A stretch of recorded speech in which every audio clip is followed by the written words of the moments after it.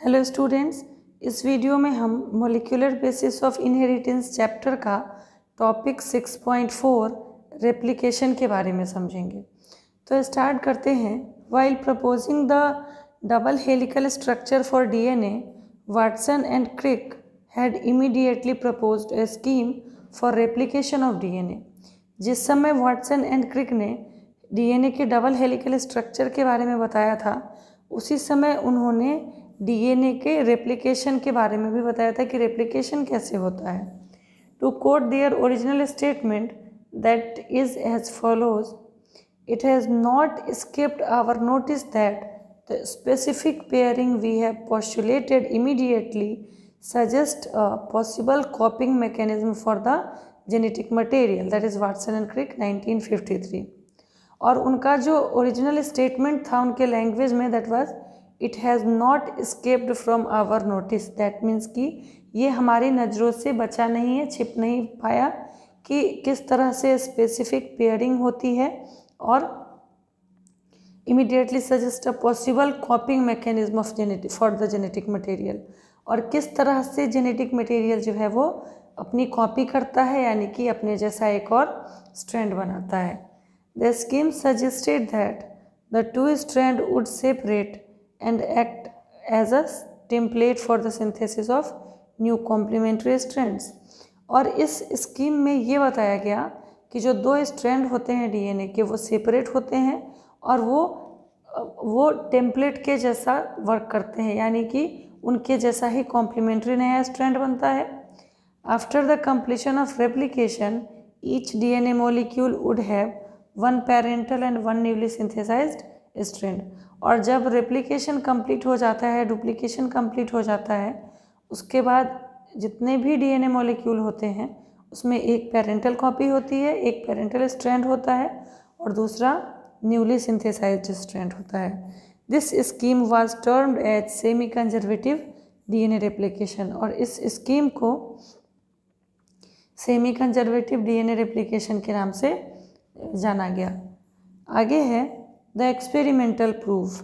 Experimental proof that means कि कैसे जो डीएनए है उसमें एक पेरेंटल स्ट्रैंड है और एक स्ट्रैंड न्यूली सिंथेसाइज्ड है, उसको देखना है एक्सपेरिमेंटल प्रूफ में। That is topic 6.4.1। तो इसको स्टार्ट करते हैं। It is now proven that DNA replicates semi conservatively. और इस चीज़ को प्रूव कर दिया गया था कि डीएनए जो है वो सेमी कंजर्वेटिवली रेप्लिकेट होता है। दैट मीन्स कि एक स्ट्रैंड जो है वो पेरेंटल होता है और दूसरा स्ट्रैंड जो है वो न्यूली सिंथेसाइज्ड होता है।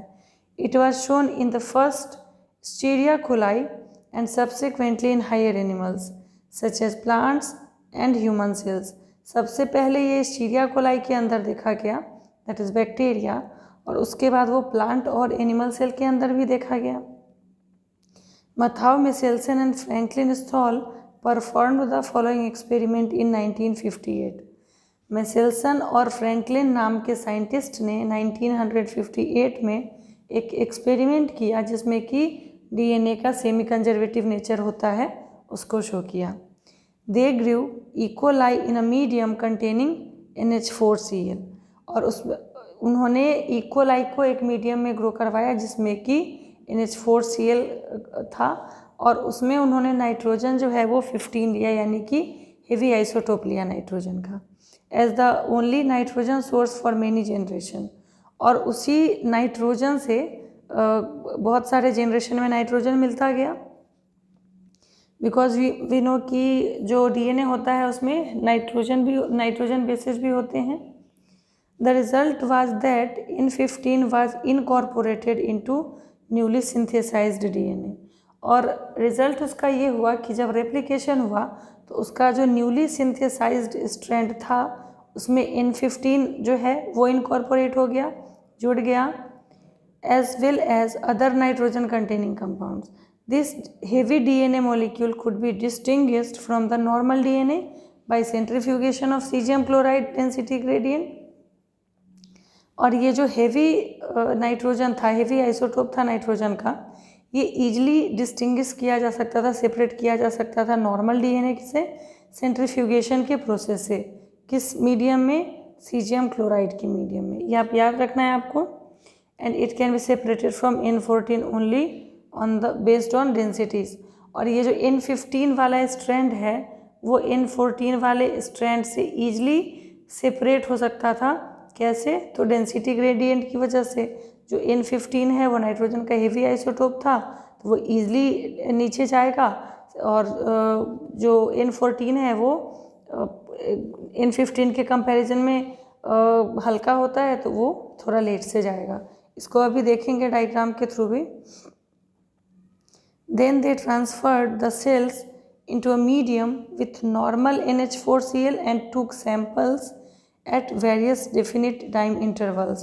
As the cell multiplied, the extracted DNA that remained as double-stranded helix. उसके बाद उन्होंने DNA को क्या किया कि NH4Cl N14 वाले मीडियम में ट्रांसफ़र कर दिया और उसको बहुत सारे जनरेशन तक मल्टीप्लाई करने दिया, डबल स्ट्रैंडेड बनने दिया। The various samples were separated independently on caesium chloride gradient to measure the densities. और अलग अलग जो सैंपल आए उनको सीजियम क्लोराइड ग्रेडियंट पे डेंसिटी चेक करने के लिए देखा गया। उसके बाद ये डायग्राम देखो, इसमें आपका क्लियर होगा कि सबसे पहले उन्होंने एक N15 वाला DNA लिया जिसमें कि नाइट्रोजन का हेवी आइसोटोप था। फिर उन्होंने क्या किया कि उसको N15 वाला जो स्ट्रैंड है उसको उन्होंने N14 वाले मीडियम में रखा। तो इसमें जो नया स्ट्रैंड बनेगा, एक DNA से 2 DNA बनेगा और दोनों DNA में एक एक पेरेंटल स्ट्रैंड रहेगा रेड कलर का और एक एक न्यूली सिंथेसाइज्ड रहेगा ग्रीन कलर का। जो रेड कलर वाला है उसमें N15 नाइट्रोजन है और जो ग्रीन कलर वाला है उसमें N14 नाइट्रोजन है। फिर से उन्होंने उसको N14 वाले मीडियम में रखा, मतलब कि पहली बार N15 वाला नाइट्रोजन इसके अंदर है, उसके बाद से कंटिन्यू मीडियम जो है N14 नाइट्रोजन वाला था। तो फिर से अगर N14 वाला मीडियम मिलेगा तो जो न्यूली सिंथेसाइज्ड DNA होगा वो N14 वाला बनेगा, यानी कि इसमें जो 2 स्ट्रैंड है, एक रेड और एक ग्रीन, ये दोनों सेपरेट होंगे। इसमें भी जो 2 स्ट्रैंड है, एक रेड और एक ग्रीन, ये दोनों सेपरेट होंगे, यानी 4 स्ट्रैंड बनेगा और चारों का एक एक कॉम्प्लीमेंट्री बनेगा। तो रेड वाले, क्योंकि N14 वाला मीडियम हमने देखा 14 वाला ग्रीन कलर से है, तो रेड वाले के साथ इस वाले में देखो एक ग्रीन वाला, फिर रेड वाले के साथ एक ग्रीन वाला और 2 इधर, इसका ये ग्रीन वाला और इसका ये ग्रीन वाला, कंप्लीट ग्रीन और ग्रीन बनाएगा। ठीक है, तो जो ये वाला था इसमें एक 15 था, एक 14 था। This is hybrid, this is heavy. N15 वाला इज हेवी एंड N14 वाला इज लाइट। उसके बाद इन्होंने इसको सीजियम क्लोराइड के सॉल्यूशन में जब डेंसिटी ग्रेडियंट से सेंट्रीफ्यूगेशन करवाया तो N15 वाला सबसे नीचे आ गया, N14 और N15 का जो हाइब्रिड था वो थोड़ा ऊपर आया, और जो N14 वाला था यानी जो कम डेंसिटी वाला था वो सबसे ऊपर आया। तो डेंसिटी के हिसाब से इस के अंदर जो है उनका अपने वेट के हिसाब से आ गया। तो वही थर्ड पॉइंट में है, this is the Meselson Stahl experiment.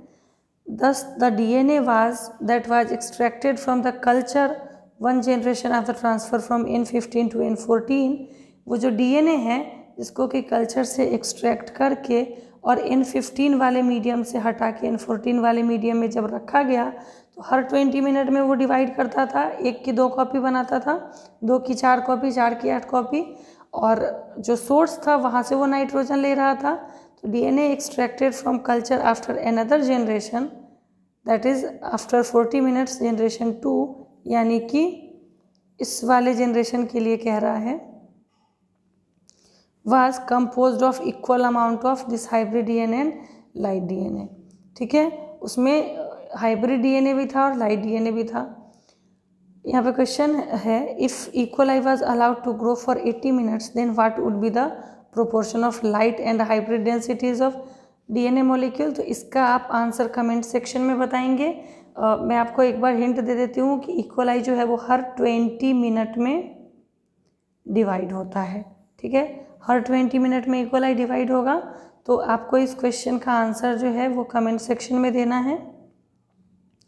आगे कंटिन्यू करते हैं। Very similar experiment involving use of radio active thymine to detect distribution of newly synthesized DNA into chromosome was performed on Vicia faba. Same experiment जो है वो plant के अंदर, विसिया फावा plant के अंदर टेलर और कलिग नाम के साइंटिस्ट ने किया था 1958 में। This experiment proved that DNA in chromosome also replicate semi conservatively. और टेलर और कलिग का जो एक्सपेरिमेंट था विसिया फावा पे, फावा बीन्स पे, उससे भी सेमी कंजर्वेटिव नेचर जो है डीएनए का वो प्रूव हुआ था। तो ये वाला है डायग्राम, वापस एक बार हम देख लेते हैं कि उन्होंने N15 वाला 2 डीएनए लिया, उसको फिर N14 वाले मीडियम में रखा।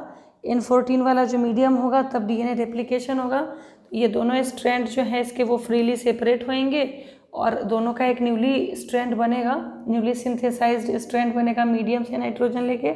तो देखो N14 में हमने रखा है, तो न्यूली सिंथेसाइज्ड डीएनए में N14 वाला नाइट्रोजन रहेगा और ये हाइब्रिड होगा। अगेन जब इसको हम N14 वाले में कंटिन्यू करेंगे, इसमें जो 2 रेड है उसके अंदर एक ग्रीन आएगा, यानी कि N14 आएगा, और बाकी जो ये दोनों इसके ग्रीन वाले सेपरेट होंगे, वो मीडियम से जब नाइट्रोजन N14 लेगा तो उसमें N14 ही डबल स्ट्रैंडेड बनेगा, कॉम्प्लीमेंट्री बनेगा।